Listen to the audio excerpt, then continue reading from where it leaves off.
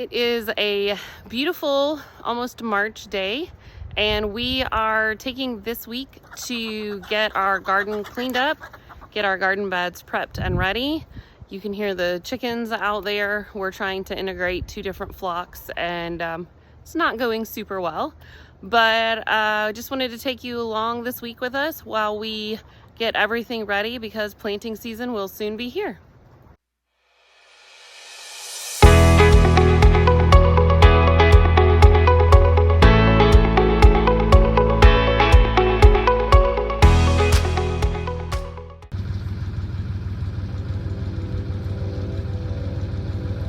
A great way to get your kids involved in the garden is to just have them weed.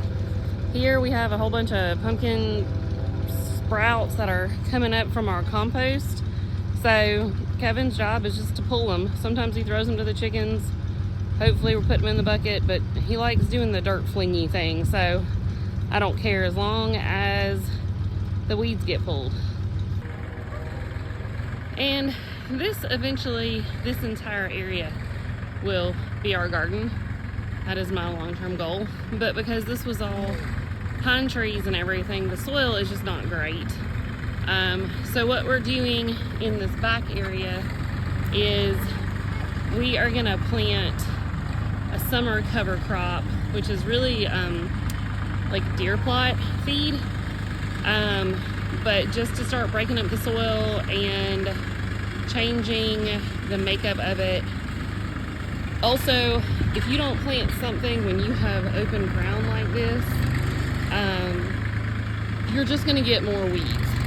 And while I'm not going to spend any time weeding or anything back here, I am working on just improving the soil. So if you have plans for a garden this year, and maybe next year you think you're going to want to, add on, this is a great time to start doing the work, and just thinking about what do you need to start doing to your soil now to add for your garden for next year.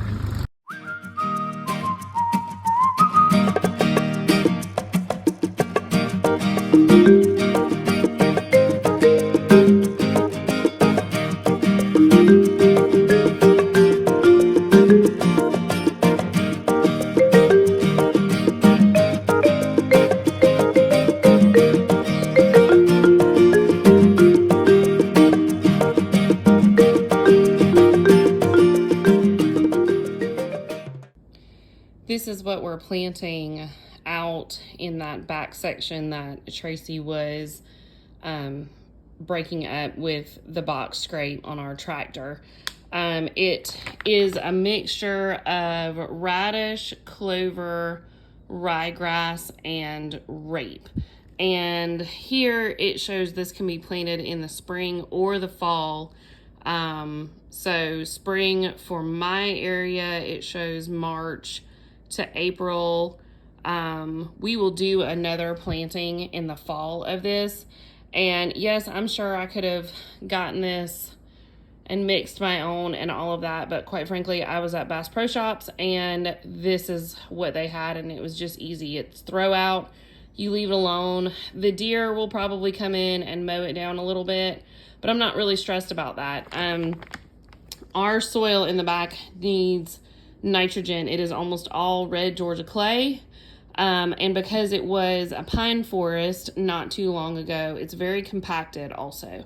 So the radishes will actually bore down into that clay and help break it up. And then if they decompose, great. If something digs them up and eats it, I'm not worried about it. Ryegrass is wonderful. Clover is wonderful. They add nitrogen. They, give you some organic matter in that soil, and that's just really what we need. Plus, I just need to also be able to keep out the weeds and the crabgrass and just the other junk that just pops up as soon as there is sun. All right, so it is day 2.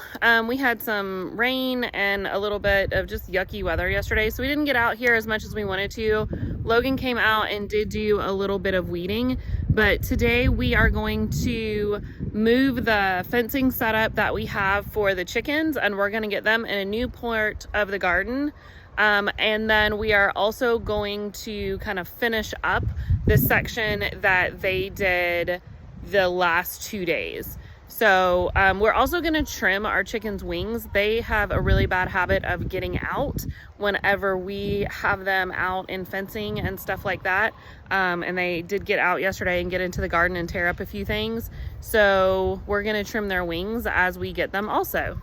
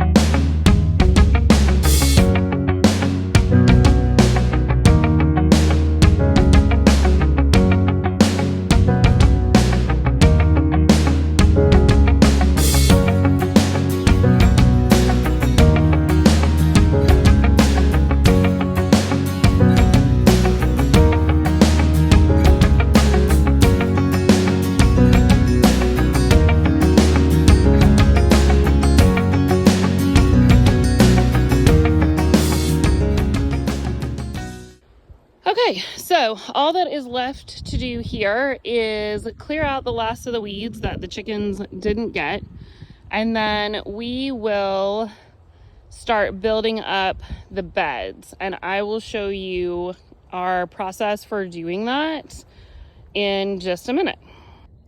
So our soil back here is pretty heavy clay, even though it has been broken up with roots from the pine trees that used to live here. And then last year, Logan built all of these extra beds as we worked on expanding our garden. But in order to amend our soil, we try not to bring in outside things, so we try to use what we already have. For us, that means every spring adding in compost to build our beds back up, and then also some wood chips. We have a huge pile back there left over from when we had all these trees taken down. And so we are going to build our beds, and I'm just going to show you how we layer things to keep getting that soil to where it is a good nitrogen filled rich soil. Okay, so you can see here we have added a layer of compost from our compost pile. This is a mixture of not so much yard waste, but more any kitchen scraps that we have that the chickens can't eat or don't need to eat. And then also when we clean out the coop and scrape down their run from time to time, this all goes into our compost bin. Now you'll see this grass. This is winter rye, and I planted this as a cover crop over the winter. This is a grass that will naturally die out in the heat, and so because it is not a weed, it is not obnoxious, it's going to die. It's going to give us more organic matter. It's going to break down into the soil and help give us a different composition than just straight clay. I am not going to tear this up. I actually want to leave it and let it break down into the soil, letting the microbes feed on it and into the roots and stuff. So I'll show you in a minute the beds that we finished. It's still poking up out of it, but over the heat of the summer, it will die down. The next step we're gonna do is go through in between the rows and use these wood chips that are starting to break down, that were put in last year. They've weathered over the winter, and these are another option to add some drainage. Clay is great for holding water, but it's not great for draining. And because we are going to do tomatoes out in this section, tomatoes do not like to sit in water. The saying is that they don't like to have their feet wet. And so we like to make sure that we're adding in plenty of things that are going to improve the drainage. And he's not digging down too far. He's really just kind of taking that top layer off where the chips have broken down. And then basically he's doing the same thing on this side where he's just adding this soil. Now, of course, this has all been busted up and taken care of by the chickens. But he's just adding this because we are trying to get some really nice high beds and then some really low rows in between for walking. That helps with weeds. It helps with drainage. It helps with washout because the way our land goes on this end, we get quite a bit of wash, and the rain all goes from left to right. So we're actually moving towards our lower points in our yard. And so we're just trying to keep everything to get adequate rain, but not too much water or to get washed away. Okay, so here is that winter rye that I was talking about. You can see it still looks really pretty. And the chickens love it whenever there is any in the section that we fence off for them. I let them eat at it. It's not that big of a deal, but I am going to leave it. And like I said, it will die down and just become more organic matter to fill our soil and help our beds.